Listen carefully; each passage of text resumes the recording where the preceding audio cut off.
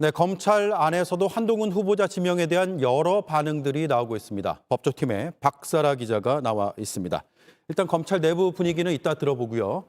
민주당의 반응부터 얘기를 좀 해주시죠. 네, 우선 오영환 원내대변인은 윤석열 당선인이 자신의 최측근을 법무장관에 임명한 것은 검찰권을 사유화하겠다는 선언이라고 했습니다. 네. 윤 당선인이 통합 메시지를 내왔는데 민주당은 오늘로 윤 당선인에게 협치에 대한 기대를 접겠다고도 말했습니다. 그렇군요. 자, 이런 말도 했습니다. 노골적인 정치 보복 선언이다라고 하면서 지명 철회까지 요구를 하고 있는데 그러니까 검찰이 독립성을 유지할 수 있느냐 이게 관건인 것 같습니다.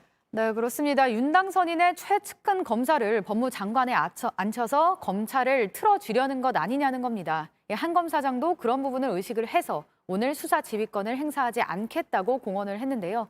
본인이 추미애 장관 시절에 수사 지휘권 남용을 비판하며 고발까지 한 상황이기 때문에 자신의 말에 책임을 져야 하는 건 분명해 보입니다. 네, 검사들도 한동훈 후보자 지명은 예상을 못했다는 분위기가 많던데 배경이 뭘까요? 네, 당초 윤 당선인이 한 검사장을 서울중앙지검장처럼 수사를 지휘하는 역할을 맡길 것이라는 관측이 나왔습니다. 민주당에선 전 정권에 대한 보복 수사를 하려는 것 아니냐고 했던 겁니다. 법무부 장관은 수사보다는 행정적인 부분이 중심이기 때문에 그런 논란을 피해갈 수 있고요. 무엇보다 가장 큰 현안인 검수완박을 막을 적임자로 한 검사장을 택한 것이라 볼 수 있습니다. 네, 직접 수사를 하지는 않겠지만 법무부 장관이 검찰 수사에 관여할 수도 있는 거 아닙니까?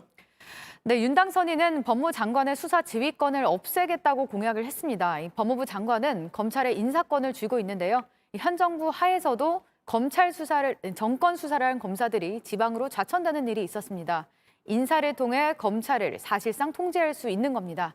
검찰 요직에 윤 당선인의 주변 검사들, 소위 특수통 라인으로 다시 채워질 가능성이 높다는 분석도 나옵니다. 네, 그러니까 수사에 직접 관여는 못하겠지만 인사를 통해서는 우회적으로 어떤 식으로든 관여가 될 수 있다라는 얘기인데 검찰 개혁이랄까 혹은 문재인 정부의 탈검찰화 이런 것들의 움직임이 원점으로 돌아가는 거 아니냐 이런 우려도 나오고 있어요.